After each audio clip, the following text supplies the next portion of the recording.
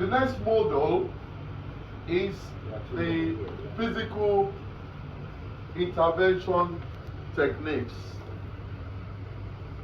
Remember that I mentioned in the previous module that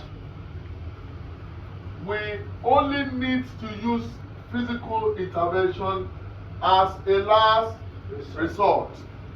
As a last resort, when we have exhausted all other options. You have tried all your conflict management techniques. You try to calm, try to de-escalate, try to show empathy, try to show respect, try to show understanding. And when you have no other choice, when you have exhausted these options, that is when you can use physical intervention. Now, the techniques I am going to be teaching you this morning is different from your martial arts techniques. It's not the taekwondo, it's not the judo, yes? And whenever you use any of these techniques, you have to use it as a last resort. As a last resort. And you also use a low-level techniques. This way, guys. Come this way. No, you stay there. Yes, low-level techniques. Right? Low-level techniques. Whenever you use physical intervention, you must be able to justify it. It must be necessary. Yes. It must be proportionate, right? And whatever force you're using must be a low level and a non-pain compliant technique. Alright? Now, in physical intervention techniques, we have 4 tools that we need to use, or as an instrument for you that you can use when you are carrying out any of these techniques, depending on the situation. However, I'm going to be teaching you 11 techniques, out of which you will have to demonstrate 10. Right? So, your 4 tools are 1, claw. Can everyone do this? Claw. You're not doing it right? Can you see my hand? No? Can you see my hand? Yes, better. This is claw. No? That is not claw. That is not claw. Can you see my hand? Can you see my hand? Claw. This is claw. Can I see your claw? Yes. That is claw. That's one tool. The second tool is your triangle. Can you do your hand? Please touch them together. Triangle. Can you see my hand? Crossing. Can you see this? Triangle. Now, the next one is tripod. As a security operative, this is how you are expected to stand at all times. You are more stable when you stand in this manner than when you stand like this. When you put your 2 legs together, someone can just push you easily. But when you stand in this manner, you're very firm to the ground. Do you agree with me? Yes, sir. Alright. Another tripod is this. If you stand in this manner, you are more stable, you're more firm on the ground than when you stand in this manner. Alright? So your third tool is the tripod. Tripod. The last one is fishtail. Fishtail. Have you all seen the tail of a fish before? Alright, fishtail. Can you do your hand? Your top parallel to the other fingers. Hello, can you smile? Okay. Now, can you see? Parallel. So when you do your fishtail, can you see?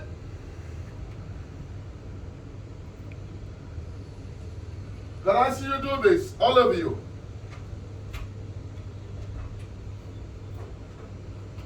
So when you are disengaging your hand from a harmful contact, you use your fish tail. You use your fish tail.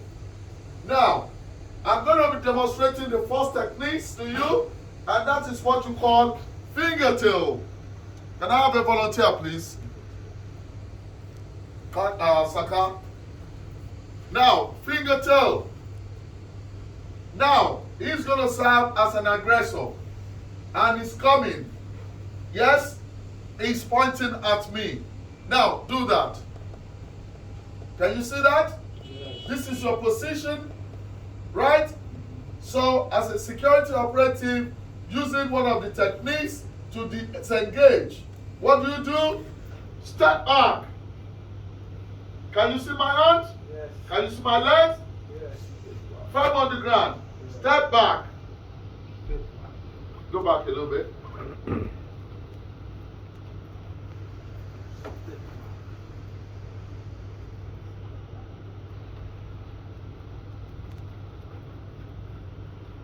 Do it again. Can you see? Finger pointing. Step back. Step back. Then the person will know that you're not taking it lightly. Yes? Yes, it's a command. Step back. I'll do it again. Good. Step back. Can you see that? Yes. All right. The next one. Now. Why did you do it? Step back. You could have said step back. No. Step back. You don't know whether after this I'm going to give you some blows. You don't know. So the command, step back. Yeah? Then the next one is single cross wrist grab. Come over. Single cross wrist grab. Single cross wrist grab. Cross. The two hand cross. Bring your hand. Now hold my hand. That's too tight. Just nicely and gentle. Single cross wrist grab. Yes? Now what do you do first? Fishtail. Right? Now you want to disengage from the harmful contact. Can you see that? Yeah. Again? Fishtail. Fishtail. Okay. Step back. Again. Yes. Every time. Every time you do step back. Unless the person is compliant. And we're going to get there. Now do this again. Single cross. You need to look at this crossing. Yes, sir. Your fishtail. Right? Step back. The next one is single parallel wrist grab. The other one was cross. This one is parallel. Alright? Parallel. Parallel. Straight. Parallel. Yes? This is straight, right? Parallel. Fishtail. Alright? Can you see my hand? Yeah. Over the thumb. Fishtail first. Over the top. Step back. Step back. Can you see that? I'll repeat it. Fishtail. Over the top. Step back. Right? Now, the next one is double parallel wrist grab. Double. Yes. They'll do what? Let's recap the cross and the Okay, the cross. This is the cross. You can see? Yeah. Two hands crossed. Fishtail. Fishtail. Over the top. Step back. Then the next one is parallel. Yes. Fishtail again. Over the top. Step back. Alright? Yes, sir. Now, the next one is double parallel wrist grab. Double parallel. Double parallel, right? Fishtail. You open it like a book. Step back. Can you see my legs and my hands? I need to see the action. Double parallel wrist grab. The fishtail over the top, like you open the book. Step back. Right? And the next one is double shoulder grab. Double shoulder grab. Because this person might have nails, yes, you want to be careful. So what do? Use your claw for the two hands to the wrist, put the two hands together, put it back, step back. You get that? Again, use your claw to the wrist, hold it, put the two hands together, push it backwards, step back. The next technique is double clothing grab. Double clothing grab. Alright? Double clothing grab. Double clothing grab. Yes, this is like a snake sign. Use your hand over the first hand, then you go underneath to the wrist. Then use your second hand to support it and push it that way, step back. Now, I'll do it again. If you are using your left hand, yes, if you are using your left hand, you come this way, over, and come underneath to the wrist. Can you see? By the time you do this, you have weakened this side. Now, can you see this? You join it with this one, push that way, step back. What's the name for that one? That is double clothing grab. Can we see that? Now, I'll do that again. For those of you who might want to use your left hand, you come this way, underneath, to the wrist. Like a weed. You join it with the other hand, you push this way, step back. Okay, so you push towards the one that you have done the hand with. Now, then the next one is single clothing grab. Single clothing grab. Now, you use the furthest hand. This is the furthest hand. It's closer to this hand here, yeah? You use the furthest hand to distract him. You raise it, he doesn't know what you want to do. Yes? You distract him. Then you use the claw of the second hand. You hold the wrist, you push him away, step back. If he's holding me on this side, hold me on this side. The furthest hand is this one here, the left hand here. You distract him, you use the claw of your right hand, hold his wrist, push him that way, step back. Yes?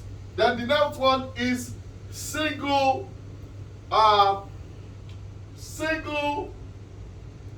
escort compliance.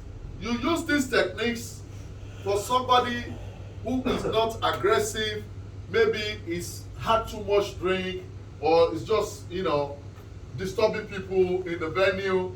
Then you just take the person gently out of the premises. And how do you do this?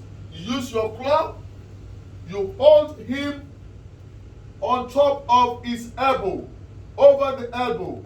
Yes? Can you see it? Go around, let them see it. Can you see it? Yeah. Claw, use your claw. Yes, to hold him, and use the other hand to show direction. Let's go. You've had too much drink today. You see it tomorrow, and you have a long day.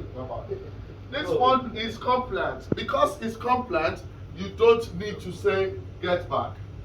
Use your claw at all times. When you use grab, you might inflict injury or pain. Some people have sensitive skin. Yes, you might bruise them. So you don't grab them, you use your claw to hold them. Does that make sense? Then the next one is the sheer restraint. Yes, restraint agitated. You use this method in case you have called in the police and the police is coming. You are waiting the arrival of the police and you need to detain that person. Sit down. Now, what you need to do, you put one of your leg behind the seat to support it. Your feet down. Get back to the ground. Can you see my feet, guys? Yeah. Can you come around here and see? Can you come around and see? Come and see my leg. I'm using my knee to support the seat, right? Then you use your two hands. Yes? Your palm. Put it on the shoulder. Try to move a little bit. Try to move. Try to move. Yeah? You are restraining him. Yes? The more you try to move, he will be feeling uncomfortable. Yeah? If you are too tired, your colleague can support you and you can change. Alright? That's fine. Then the last two techniques is the So it's what's used the name of this one? sheer restraint or restraint agitated. Now the last two techniques, we do that on the stairs. Right? You do that when you are supporting an unsteady person. Maybe your venue is on the second floor or the third floor. They need to climb, some stairs to come up.